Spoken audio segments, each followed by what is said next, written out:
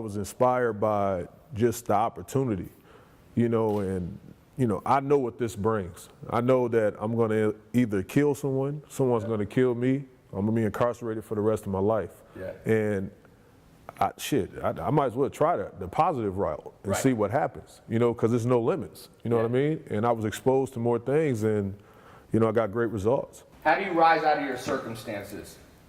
So many of us didn't grow up with the best, of circumstances, didn't grow up rich, didn't grow up in the best place, maybe not the best family.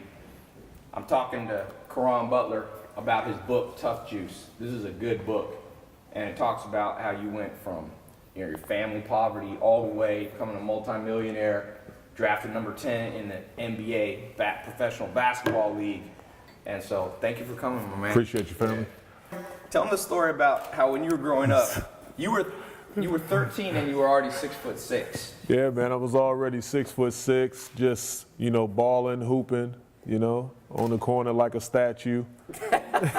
But, didn't you say they didn't have shoes for you? I had to wear smaller shoe sizes all the time, so instead of having my natural size at 13, I always had to wear 11 and a half or a 12. Wow. That's like the Chinese foot binding. Yeah, man, jack my feet up. It jacked my feet up forever. But now I always wear a size bigger now, and I'm fortunate enough to get the right size shoe now. So you wear a size bigger just to say. Absolutely. Just to say, fuck it. You said I could. I didn't have the money. Now I got the money to get whatever I want. I didn't have it back in the day. Now I'm good. I'm blessed. So I'm very fortunate. What I want to talk about, we're talking about Caron's new book. It's actually a great book, because sometimes athletes put out books and they're not good. This one I personally read and vouched for. Appreciate that. Tuff. And by the way, Scott, Kobe Bryant wrote the foreword. Mamba. The Black Mamba wrote this. Now, for somebody watching, because I got an international crowd, you might not know too much about American basketball, but Caron pulled off one of the biggest achievements in sports. He was drafted 10th in the top 10 of the NBA. What was it, 02? Yeah, 2002. 2002, drafted number 10. So just put that in perspective. Over 300 million people in the world play basketball. 300 make it to the pros. And in terms of being top 10 in a draft, that's hard. It was special, man. Getting drafted by the godfather of the NBA, none other than Pat Riley, the legend. Him choosing me was just, it spoke volumes, because all the people that went and worked out for him during that draft class. Yeah. And I didn't even go to Miami. I thought I'd be gone in the draft by that time, and I slipped to number 10, and I got the phone call. He took me, and it changed my life forever. Pat Riley, if you don't know, is, the Lakers, Magic Johnson, Kareem. Showtime. And he went to Miami and won championships, and he's known as one of the best. He got the eyes for talent. Absolutely. Because he took Miami, which was an expansion team, and turned them into Dwayne Wade, Shaq. So now, one thing I want to talk about in this book, a few things. And this book's on Amazon, right? Absolutely. It's the best place to get it, Amazon. One of the things that I do these little bookmarks. You're not supposed to do these. They tell you not to do it in school. But for me, books are not for show. They're for learning. And so one of the things that I recorded a video on YouTube. I want to get your opinion on this. And a lot of people it resonated with. It was called Rising Out of the Ashes. Because when I read the stories of successful people like yourself throughout history, take Winston Churchill. TMZ, I was at the Super Bowl, and TMZ said, hey, Todd, video, what do you think the Falcons need to read in the offseason, because they lost, came back, they were up 28-3. And I said they should read the story of Winston Churchill, because at World War II, he started out a hero, failed, went down, burned up his career. For 20 years, no one believed in him. Then he rose out of the ashes. For you, your story, and you talk about this in the beginning, how your family from the cotton fields in Mississippi, rising out of poverty, going to Racine. Yep. That's how you pronounce it? Racine, Wisconsin. And then you rising out, you're the kind of the first person in your family to make it big, I'm assuming. Yeah, anything. Yeah. And it was a special thing, because all the women in our family worked on assembly lines, in the industry, and, working in factory, whether it was case or incinerator or things like that, doing manual labor in the foundries. And, for me, the things that fascinated me from the second that I jumped off the porch was, you know, drug dealers and things like that. 'Cause you dealt drugs. Yeah, I sold drugs. You got that Jay-Z story. Yeah, I'd done everything, you know, on the streets. And after I got incarcerated and went through that whole process when I got out, you know, I was inspired by just the opportunity, you know, and, you know, I know what this brings. I know that I'm going to either kill someone, someone's going to kill me, I'm going to be incarcerated for the rest of my life. Yeah. And I might as well try the positive route and Right. see what happens, you know, because there's no limits, you know what I mean? And I was exposed to more things and, you know, I got great results. One of the things you said here in the book, let me see if I can find it. You said, oh, I know, it's here. You were talking about who you think. And you said, right here, this is one of my favorite parts of the book. So if you go out and buy this book, read page 5 and 6. And you say, I thought about the decades my grandmother had put in working at a tractor factory. I thought about how far my family had come from the cotton fields in Mississippi. I thought about my mother working 1, 2, 3 shifts a day. 3 shifts was basically no sleep. Thought about the rough streets, selling drugs, dodging bullets. But here's what I thought was interesting. After you said you thought about James Barker Jr., Andre King, and Black Rob, all close friends of mine who were shot to death. Then you said, and this was so great because everybody in their life story has a few people that believed in them when nobody did. And you said, I thought about Detective Rick Geller of the Racine Police Department, who gave me a second chance. I thought about Ethan Allen, parole board, who set you, Ethan Allen was where you're incarcerated. Yeah. Who set me free. So, what did Rick Geller do for you? Like, he believed in your story? Like, It was so crazy because Rick Geller was a sergeant on the Racine Police Force, and I was in a drug raid as I was in high school playing high school basketball, and he comes into the house. They bust down the door. Boom. I'm thinking that, I don't know what it is. It could be a robbery, it could be anything. And the ATF run upstairs, and I'm in the bed. I cover myself up. I don't know what's going to happen. Shots fired or whatever. And it's the police. They identify themselves, guns drawn, and they handcuffed me. I had a cast on my hand at the time because I had a broken hand. It was fractured. And they handcuffed me. They take me downstairs. They seize the house, searching everything. And Rick Geller is the head detective on the case. They said, we got what we got. Bingo, we got the jackpot. They come back up with a little bit over 1.5 ounces of crack cocaine. And I'm sitting there, I'm like, damn.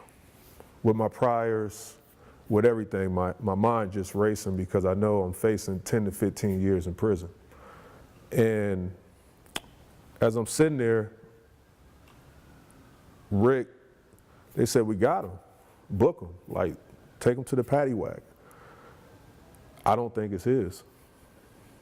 huh. So he gave you the benefit of the doubt. He just gave me the benefit of the doubt, and we had a conversation before he uncuffed me. He didn't know I was an athlete, Yeah. didn't know anything like that, but he just showed me favor. It was the weirdest thing because I've been in cars where someone flee the scene, and we sat there, and none of the stuff is ours, but because whoever fled the scene, everybody go to jail for what the situation is. And for them in this situation to have something and not charge They me. had something. Yeah, had But you more know than what? something. That's what America's supposed to be founded on, is that you're innocent till proven guilty. And there's so many people rotting away in prison. My dad, when I was born, similar story, when my mom says, Ty, when I was pregnant with you, the FBI kicked the door down, put my dad in prison. My dad's from Harlem. That's why I was born in LA. He got put in an island prison called Terminal Island off LA in Long Beach. And there's so many people, though, rotting in prisons because of the system that they grew up in. Poverty creates crime, period. Rich people or people who have enough, they don't really, I've been to Sweden, Norway, the richest country in the world. There's very little crime. So you can just blame the people committing the crime, selling drugs, but that's oversimplifying. You have to look at the bigger problem, and you have to, it's justice, but also mercy. So this guy had mercy on you, and look how you turned, how you turned out professional, and he could have just ended that, but he had mercy, and that's the lesson for all of us to remember. Sometimes you got to have justice, but sometimes you have to give the benefit of the doubt and have mercy. I still, to this day, I still can't believe it. We talk on a daily. Really? Yeah, still to this day. He's part of the project that we're doing, going forward with the biopic. And, I've taken him on the book tour, went to the White House, Champions of Change. Yeah. Just rallying communities together, talking about the relationship between grassroots and community. Yeah. Because I had that. Yeah. Like, even with everything going on out there in the world, I had someone that showed me favor. So I had to say that, with all the bad, it's some good cops out there, some good people out there. I used to feel the same way. Yeah. I was arrested 11 to 12 times easy. Yeah. And this guy showed me favor that just changed my life, changed my whole perspective about a lot of things. Yeah, that's awesome. That's a great story. Now let me fast forward. So you growing up, family comes from poverty, like so many people. You get this mercy from this police officer, and some things transpire. You're drafted number 10 in the NBA draft 2002. Tell us best memory. You're there in the NBA. Who are some icons playing around you? You're this rookie. You remember the first time when you looked out and this guy walked on the court and you're like, man, I used to look up to you. Who was it? We got the shoes on right now, man. MJ came out there? MJ, fade away perfect. It was a dream come true. Did you guard him? Because you play off guard, right? I played his last game was in Miami. Really? Pat Riley, true story. Pat Riley come, he said, all right, I don't want to see nobody shake his hand. I know he's Michael Jordan, I don't give a shit. Nobody shake his hand, nobody conversate with him, nothing. Everybody like, all right, yeah, let's go get him. Like, let's go beat the Wizards, because he's playing with the Wizards, his last game. He's like 40 or whatever. Yeah, 40, still getting it. He's averaging 20 a game. Yeah. So, he's like, he comes out, standing ovation. And before the game start, before tip-off, Pat Riley said, hold up. Before the game start, I just want to let everybody know, Michael, you're the greatest. And he raises his number in the rafters at the Miami Airline Arenas. So he even though he never played in Miami, so he got his number retired in Miami. That sounds good. Never been done in professional sports history. Another team retire your number. Team. That's why Obama said at that dinner, he said, Michael Jordan's so good that all they said, they can use him to compare to anything. It's like, you're the Michael Jordan of swimming. You're the Michael Jordan of business. Now he was the Michael Jordan of Miami, but he never played in Miami. Never played, but he's the greatest. Did you guard him? The whole time. He scored 20 points on me in the first quarter. Really? At the age of 40. Wait, how old were you? I was every bit of 20. Did he talk any crap to you? Yeah, of course. You're going to be good one day. Wait, you got a Snapchat this. Don't save. You don't need to. Just no, he's you're going to be good one day. You're going to be good one day. You're going to be good one day. That is classic. I can see. You never played against Larry Bird, but Larry never Bird played against Larry. That. We have Zach in here somewhere. Or did Zach actually? Let me get. Zach's there. We say Zach looks like Larry Bird's uncle. Roll a little camera on there, Zach. And he favors Larry Legend. Larry Legend right there. You can close that. Press the app twice, close it, and delete it. Okay. So what did Michael Jordan say to you as a rookie? What crap did he talk? Man, he was just like too slow, and every time I do something. What did he say? He said that one. He said, "You'll be great one day." You'll be great one day, young fella. After he's 40 years old. Wait, let me get that one time. And he's kicking me right here. What did Jordan say to you? You'll be great one day, young fella. You'll be great one day. I gotta remember that line. That's the way to talk shit on the court. You'll be good one day. Special, man. Pooh! We're talking about Jordan. We got Pooh Richardson here. He plays the basketball. He's a little bit ahead. What year did you retire, Pooh? 2000. Yeah, so he came in 02. Right. Pooh, what's going on? What up, bro? It's good, family. How you fam? How you good? See. Everything's all right? Yes, sir. We got two lottery picks right here. Hey, but I gotta throw in my story. So here's my story about being drafted number 10. All right, because I got a story. It's not as good as this, but I grew up playing basketball in the projects. You can't let people tell their war stories without you telling yours. So I moved to North Carolina when I was 13. Never picked up a basketball. Played soccer out here. We moved next door to projects. So our house, the bus stop was in the project. So I remember going to basketball court for the first time. I got there early. I don't know why. Everybody played basketball. I remember picking that ball up and being like, this is a hard sport. But I went crazy. I started playing 8-10 hours a day. That was at 13. So 15, I went to one of the biggest high schools in Raleigh. You know, it's basketball country, North Carolina. John Wall, League, Stackhouse, Jordan, all of them come from Michael Jordan from this league. So I go JV. I get on the JV team at this big inner city school. Biggest one is about 95% black. Me, I was the only Spanish guy there, and like 100 white kids. And then the coach came to me. This is my story. Make sure you get this. This is like being drafted. The varsity coach came to me and said, I'm putting you on varsity. And I was only a sophomore. This went on to win state championship. So I got a little story.